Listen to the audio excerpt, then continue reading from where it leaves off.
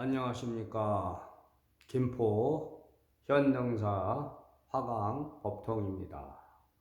자, 오늘은 제가 법신의 일대사가 무엇인지에 대해서 간단하게 말씀드리겠습니다. 법신이라는 것은 존재하는 어떤 신도 아니고 우주의 이치와 원리 자체의 법을 말하는 것으로서 인연법 자체를 말하는 것입니다. 인도에서 석가모니 부처가 탄생했고 불교가 각 세계로 퍼져나가면서 여러 사상들이 생겨났습니다. 사실은 석가모니 부처만 있었던 것인데 후대에 법신, 보신, 화신이라는 사상이 생겼죠. 그러면서 청정법신 비로자나 부처님이라는 법이 생겼고 원만보신 노사나불이라는 법이 생겼습니다. 자, 그러면은 법신이라는 것은 석가모니 부처님만 계시면 되는 것인데 왜 법신이 생겼고 화신이 생기고 이런 법들이 생겨났냐 이거죠. 자, 불법이라는 것은 인연법을 따라가는 것이죠. 우주의 진리라는 것은 고정된 것이 아닙니다. 그러니까 우리가 진리라는 말을 이미 했을 때 그것은 진리가 아닌 것이죠. 어떻게 보면 이게 이 자체가 모순이지만 진리라는 것은 실천하는 삶을 말하는 것이고 깨달음이라는 것은 펼쳐나가는 삶을 말하는 것이다. 그러니까 고정된 것이 아닙니다. 어떤 지식 체계로 형성돼서 이것만이 진리다. 이런 것은 있을 수 없다. 이거죠. 자, 예언이라는 것은 무엇이냐면 미래에 대한 예지를 하는 것이죠. 그래서 언제 어떻게 된다 이렇게 확정법으로 많은 말들을 합니다. 그것이 바로 예언서들이죠. 예언서. 그러나 그 예언서들이 정확하게 맞는 것이 아니고 그 시대에 따라서 해석되는 것이죠. 예언이 이루어진 상태에서 해석하기 때문에 그것이 문제인 것이고, 그리고 진리라는 것은 그렇게 딱 규정될 수가 없습니다. 그 예언서처럼 뭐 남사고의 격암요롱이라든지 정감록식으로 이 세상이 어떻게 된다. 그것은 있을 수 없는 말입니다.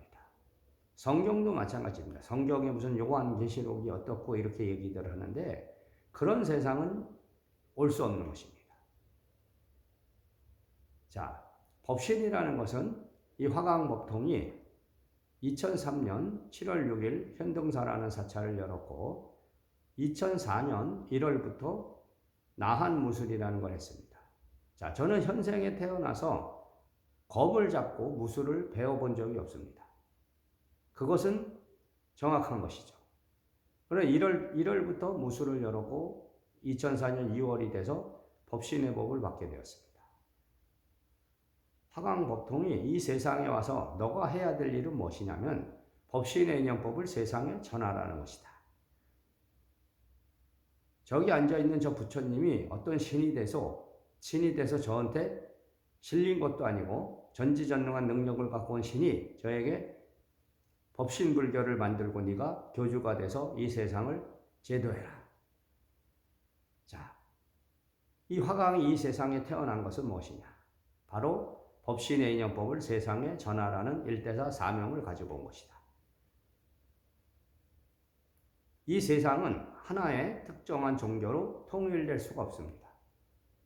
그런 것을 꿈꾸는 유일신을 믿고 그 신이 이 세상을 어느 날 갑자기 와서 모든 자기네 종교만으로서 이 세상이 이루어진다. 이런 황당한 말들을 하고 또 그것을 믿는 사람들이 많습니다.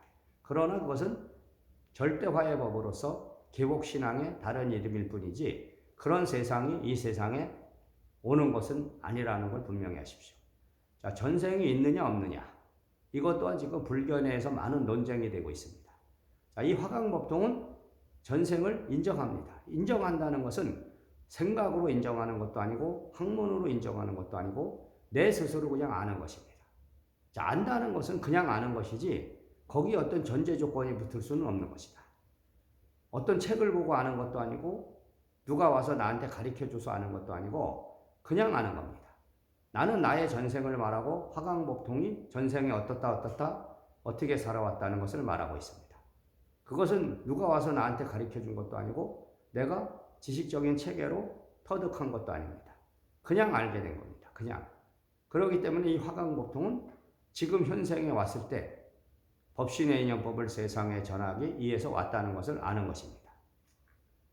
자, 어떤 사람이 개신교를 믿어서 자기의 이 우주의 절대자를 하나님이라고 칭하든 천주교에서는 하느님이라 칭하고, 자, 무속하시는 분들이 자기의 신을 할아버지 할머니라 칭하든 그분들은 그것이 법신인 것입니다. 자기한테는.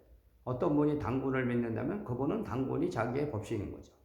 그러나 그 사람이 그 진리의 본체에 들어갔는지는 알 수 없는 겁니다. 물론 그 하강보통이 평가할 수도 있겠죠. 그 사람을 봤을 때 저 사람은 어느 정도의 지금 경지에 가 있다. 근데 그것 또한 인정하지 않는다면 화강법통의 개인적인 의견일 뿐일 거예요. 자, 그러니까 진리의 본체에 들어갔느냐 안 들어갔느냐, 여러분이 믿는 신앙이 어떤 신앙을 가졌든 그것은 여러분한테는 법신이 될 것이고, 그러나 중요한 것은 여러분이 그 법신의 법에 도달했느냐, 그 깨달음의 일대사에 도달했고 그 일대사 인연 따라서 실천하는 삶을 살고 있느냐. 자, 이것이 중요한 겁니다.